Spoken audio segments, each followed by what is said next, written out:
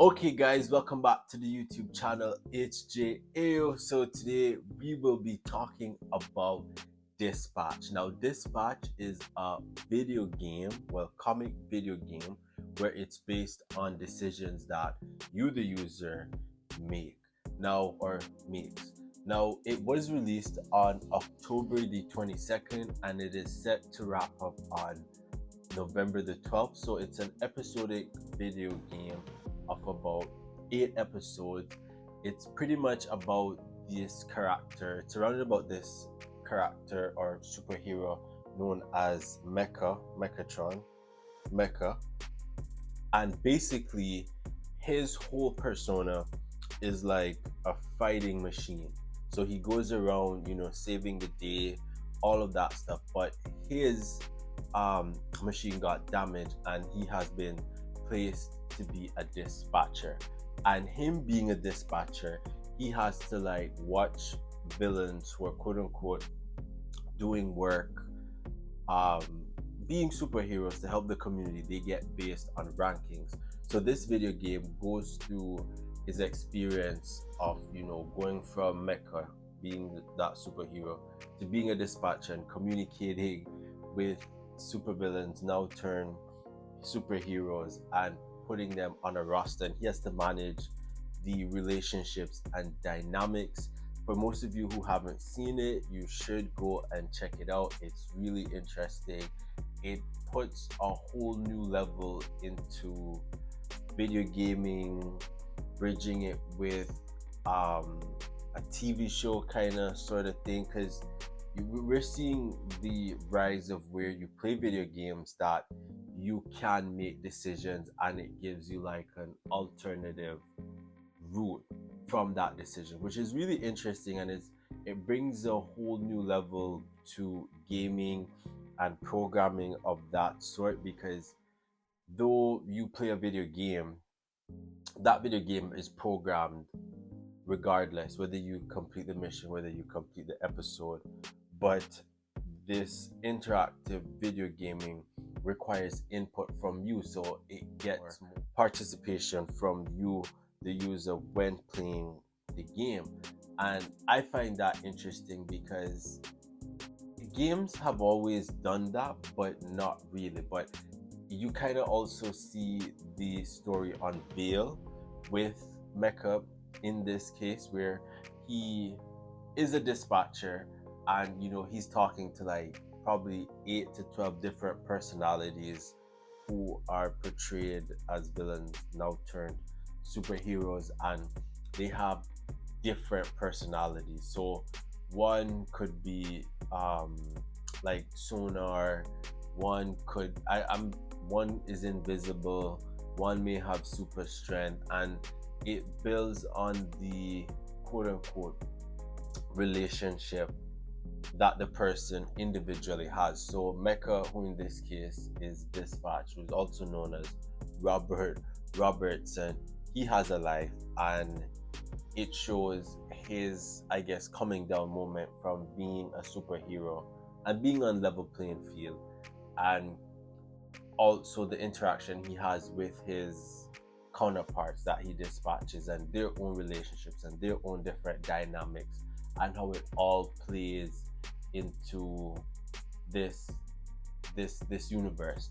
And at times he has to make decisions on like either cutting someone or not cutting someone. And when you're being the bearer of bad news, not everyone is able to accept it. So whenever he decides or whenever he cuts someone, because I don't want to spoil it too much for you all, it usually does not go well, in the sense that you have people's, let's say, their superpower coming across. So they'll sometimes try to use it to intimidate him or to get back at him, but he just ends up having to be the beating stick for it. And he has to suck it up for the most time, or for the most part. So each episode of the video game that is released, you quote unquote, well, not quote unquote, you make decisions at certain junctions, and then you see it play out and you see the video. And then interestingly, you can go back and use a different option that had you not chosen prior, there'd be a different outcome. Now, this is available on PlayStation 5 and on Windows for those who were just curious about that. Um, I've liked what the designers have done with this format of um, what you could say movie meets playing games, because though I've mentioned it already that it requires input from the user, you get a greater buy-in. You get a feeling that you are a part of something that you have more direct control over in terms of the decisions, as opposed to when you play the game, you played the game for the experience of the content, how well it was designed. It seems like in certain instances, you're like right there. It's more interactive. I would go on to say that I'd be curious if it could be something that you simulate where you have the 3D goggles on and like you can like be in that virtual world. That's what I've kind of gotten a sense with this video game called Dispatch, and it is very humorous at times when some of the characters will do certain things to create a situation or scenario and it being problematic, and Dispatch has to solve it, or Mecha has to solve it at Dispatch.